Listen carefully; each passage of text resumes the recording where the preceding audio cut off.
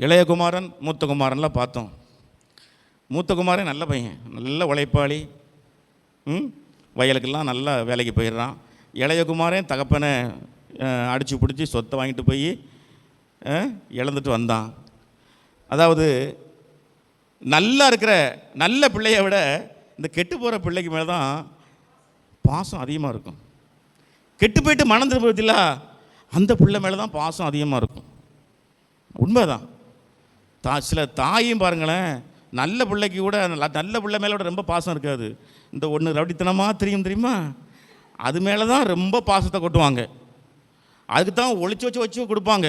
காரணம், என் அன்பை பார்த்தாவது என் பிள்ளை திருந்தாதா, நான் காட்டுற நேசத்தை பார்த்து என் பிள்ளை திருந்தாதா. அதனால தான் இளையகுமாரன் மூத்த குமாரன் வயல்லேருந்து வாரான். இளையகுமாரன் பண்ணி மேய்ச்சிட்டு பசி பட்னியாக கிடந்து வாரான். இந்த காட்சியை கொஞ்சம் சிந்திச்சு பாருங்க. இப்போ இளையகுமாரன் எப்படி இருக்கான்? நல்லா குளிச்சுட்டு நல்லா புது ட்ரெஸ் போட்டிருக்கான், புது செருப்பு போட்டிருக்கான், கையில் மோதிரம், மாப்பிள்ளை மாதிரி நிற்கிறான். யார்? இளையகுமாரன். ஜம்முன்னு உட்காந்துருக்கான் மாப்பிள்ளை மாதிரி. மூத்த குமாரனை இப்போ கொஞ்சம் நினச்சி பாருங்கள். வீட்டுக்கு வெளியே கோவத்தில் நிற்கான். அவன் எப்படி இருக்கான்? தோளில் மம்பட்டி, இந்த கையில் கஞ்சி கலையும், இந்த கையில் காலையில் கொண்டு போன கஞ்சை குடிச்சிட்டு மிச்ச மீதி கஞ்சி கருவாடு துவையெல்லாம் உள்ளே இருக்குது. ஒரு கையில் கஞ்சி கலையும், ஒரு கையில் மண்வெட்டி, உடம்பெல்லாம் சேறு சகதி. அவன் என்ன ட்ரெஸ் போட்டிருப்பான்? ஒரு வேளை கோவணம் கூட கட்டியிருந்துருக்கலாம். வயல் வேலை தானே, கோவணத்தோடு நிற்கிறான். யார்? நல்ல பையன், தகப்பனுக்கு கீழ்ப்படிஞ்ச பையன், நல்ல பையன், வேலைக்கு போன பையன். எப்படி நிற்கிறான்?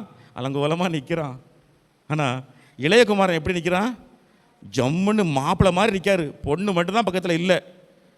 மோதிரம் கதிரம் போட்டு ஜம்முன்னு இருக்கிறான். இதில் நம்ம என்ன பார்க்குறோன்னா, மனம் திரும்ப அவசியமில்லாத 99 பேரை விட மனம் திரும்புகிற ஒரு பாவி நிமித்தம் பரலோகத்திலே மிகுந்த சந்தோஷம் உண்டாயிருக்கும். ஹல்லேலூயா.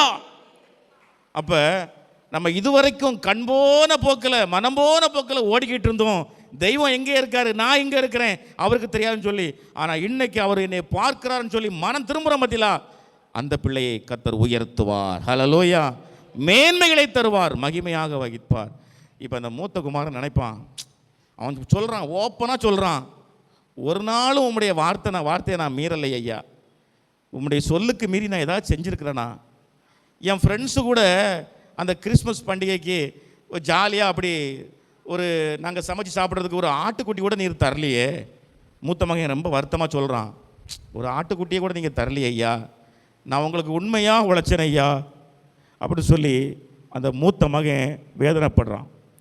ஆனால் இவனும் தன் ஆஸ்தியை வேசிகளிடத்தில் அழித்து போட்டு வந்திருக்கிறான்.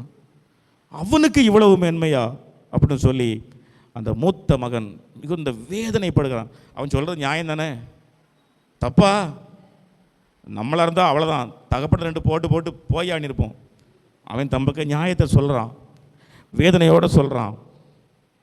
ஆண்டவர் சொல்கிறார், தகப்பன் சொல்கிறார், எனக்கு உள்ளதெல்லாம் உன்னுடைய, என் சொத்து சுகம் எல்லாம் உனக்கு தான் ஐயா, உனக்கு தான். அவனோ மரித்தான், இன்னைக்கு உயிர்த்தான். தகப்பனுடைய இருதயம் நல்ல கவனிங்க. நல்லவனாகவே வாழ்கிறத விட கெட்டவனாக வாழ்ந்துட்டு மனம் திரும்புகிறான் பாருங்க, அவன் மேலே தான் கர்த்தர் ரொம்ப ரொம்ப பிரியமாக இருப்பார். நம்ம அவனை தப்பாகவே பார்த்துட்டு இருப்போம். ஐயா இவன் குடியாரன், இவ்வளோ நல்லா இருக்கானே, இவன் பாவி, இவன் நல்லா இருக்கானே அப்படின்னு பார்ப்போம். நம்ம பார்க்குற பார்வை வேறு, ஆண்டவர் பார்க்குற பார்வை வேறு. ஹல்லேலூயா.